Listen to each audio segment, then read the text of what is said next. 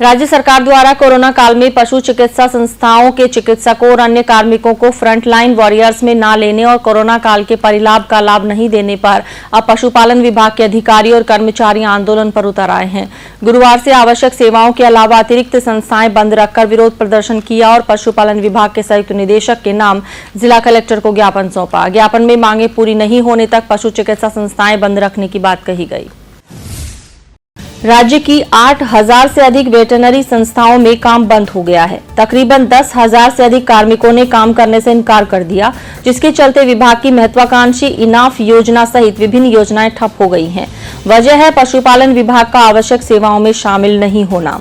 पिछले 4 दिन से ये कार्मिक मुख्यालय स्थित अपने आला अधिकारियों से वेटरनरी संस्थाओं को खोलें या बंद रखे जाने के संबंध में निर्देश मांग रहे थे। साथ ही पशु चिकित्सा सेवाओं को आवश्यक सेवा में शामिल किए जाने की मांग कर रहे थे। अधिकारियों ने संस्थाओं को खोले जाने के मौखिक आदेश तो दे दिए, लेकिन अब तक विभाग को आवश्यक सेवा में शामिल नहीं करवा पाए। नतीजा, कार्मिकों और वेटरनरी डॉक्टर्स ने गृह विभाग के आदेशों की पालना करने का निर्णय लिया। पशु चिकित्सा संस्थान बंद होने से पशुपालन विभाग की कई योजनाएं प्रभावित हो रही हैं। पशुपालकों को पशु चिकित्सा सुविधा नहीं मिल पा रही। साथ ही पशुधन निःशुल्क आरोग्य योजना, राष्ट्रीय कृत्रिम गर्भाधान कार्यक्रम, पशुधन आरोग्य चल इकाई योजना, पशु नस्ल सुधार कार्यक्रम योजना और पशु चिकित्सा से जुड़े सभी काम ठप हो गए हैं। राजस्थान पशु चिकित्सा तकनीकी कर्मचारी संघ के अनुसार बिना आवश्यक सेवाओं में शामिल किए यदि संस्थानों को खोला जाता है तो कार्मिकों को संस्थान जाना होगा और इसके लिए सरकार की गाइडलाइन का उल्लंघन कर संस्थाओं तक पहुंचना होगा। ऐसे में यदि कार्मिकों पर आईपीसी की धारा 188 के कानूनी प्रावधानों के तहत और राजस्थान महामारी अधिनियम 2020 के तहत कार्रवाई होती है तो इसका जिम्मेदार कौन होगा?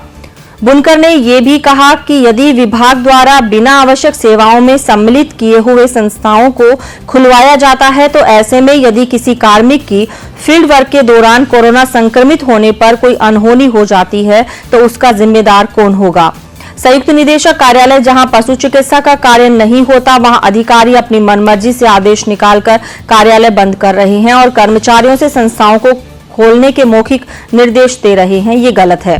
जब तक पशु चिकित्सा कर्मियों को आवश्यक सेवाओं में सम्मिलित कर कोरोना वॉरियर्स को देय सभी परिलाभ नहीं मिल पाते, तब तक समस्त संस्थाओं को बंद रखा जाएगा। सरकार ने जो कोविड की गाइडलाइन जारी की गई है उसमें कहीं भी पशुपालन विभाग का नाम नहीं है। पिछली बार भी पिछले साल लॉकडाउन जब लागू हुआ था 3 महीने तक हमने निरंतर लॉकडाउन के दौरान पशु चिकित्सा सेवा संस्थाएं दी और पशुपालकों के द्वार तक एफएमडी वैक्सीनेशन और जो भी योजना विभाग की थी हमने पहुंचाई।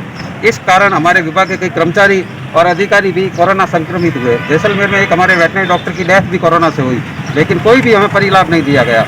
और उसके बाद जब वैक्सीनेशन टीकाकरण के लिए नंबर आया तो पशुपालन विभाग के कोई भी अधिकारी कर्मचारियों को प्रायोरिटी नहीं दी गई। इसी दुर्भावना से हमें लोग आहत है कि हमने पूरी सेवाएं दी फिर भी हमें किसी भी परिलाभ से वंचित है। इस वर्ष भी जब लॉकडाउन गाइडलाइन जारी की है पशु चिकित्सा संस्थाओं का नाम कहीं भी नहीं है, तो हम अब पशु चिकित्सा संस्थाओं को बंद करने जा रहे हैं। ये राज्य सरकार का निर्देश नहीं है, न लॉकडाउन से फ्री में उनका नाम है। यही हम ज्ञापन देने हैं। आज से पशु चिकित्सा संस्थाएं बंद रहेगी। तो कब तक बंद रहेगी और जब तक राज्य सरकार हमें आपातकालीन सेवाओं में या फ्रंटलाइन वर्कर्स में सम्मिलित नहीं करती है तब तक हम बंद रखेंगे। अगर हमें जारी रखे फ्रंटलाइन वर्कर्स में ले लेती है, आपात सेवाओं में ले लेती है, हम खुले रखेंगे। आज ही आदेश दे दो, कल से वापस खुल जाएगी।